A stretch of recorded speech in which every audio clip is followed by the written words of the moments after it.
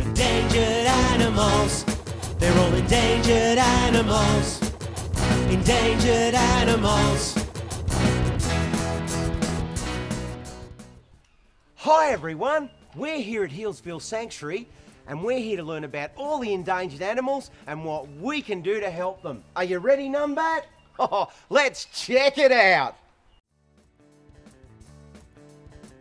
Hi everyone, we're here at the Numbat enclosure with Julie, who's going to tell us all about Numbats and where they came from and what we can do to help. Hi Julie. Hi Ranger T, nice to meet you. Lovely to meet you. Hi Numbat.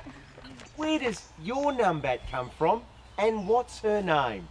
Our Numbat's name is Tani. So Tani came to us from Perth Zoo. She's in retirement here at Healesville Sanctuary. So she's living the nice easy life in our nocturnal house for the animals of the night. So she came to us all the way from Perth in Western Australia. It was a bit of a journey for Tani, but she's settled in well into our enclosure here.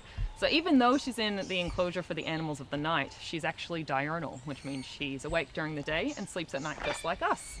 But Tani has a special enclosure in our nocturnal house that mimics dusk and dawn so that everyone can still see her when they go down to see our nocturnal animals.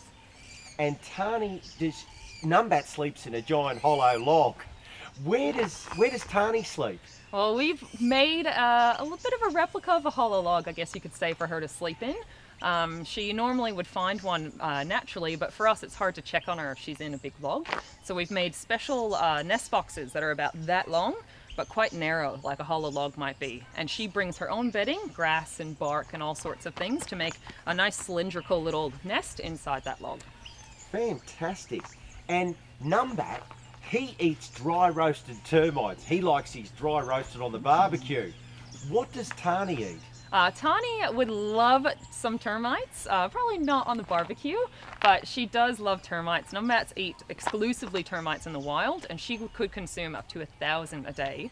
Unfortunately, it's really hard to come by that many termites. So what we have here at Healesville Sanctuary is a special recipe to create a delicious custard mush that Tani just goes nuts for, and that replicates all the nutritional requirements of termites. I know, can you believe it? So that she gets everything she needs, and then the termites for her are a special treat that we give her so she can find them in little rotten logs that we find with termites.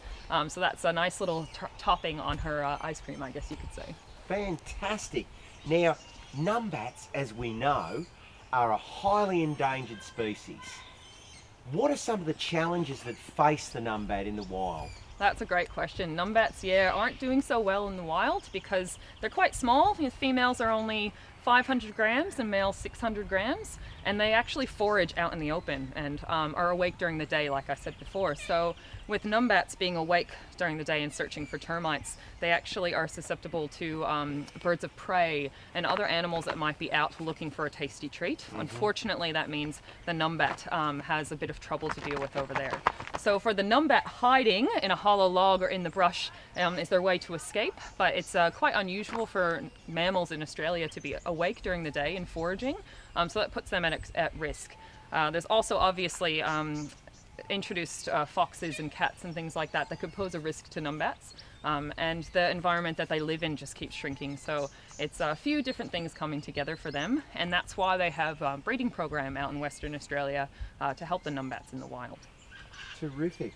Now, how can we help? How can the boys and girls at home, how can they help the Numbat? Julie? So people at home can help the Numbats by going and visiting some websites to do with the Numbats, even look through the zoo website here at Healesville Sanctuary to get some links, but it's really just about spreading the word, getting some knowledge out there about protecting Numbats and donating to the programs that they have to protect them, but also something very, very simple that everyone can do, protect the habitat that they might live in, the forest that they need, by just using recycled toilet paper. So it's something we tell people here at Healesville Sanctuary all the time. It sounds really easy, but using recycled toilet paper means that you're not cutting down trees to wipe your bums.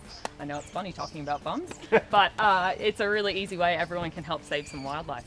That's fantastic. Well, thank you very much, Julie, for being part of this endangered animal species. the Numbat, which is very close to our hearts. Thank you. I'm glad to be here. Wow! Thanks very much, Julie, for telling us all about the Numbat and what we can do to help.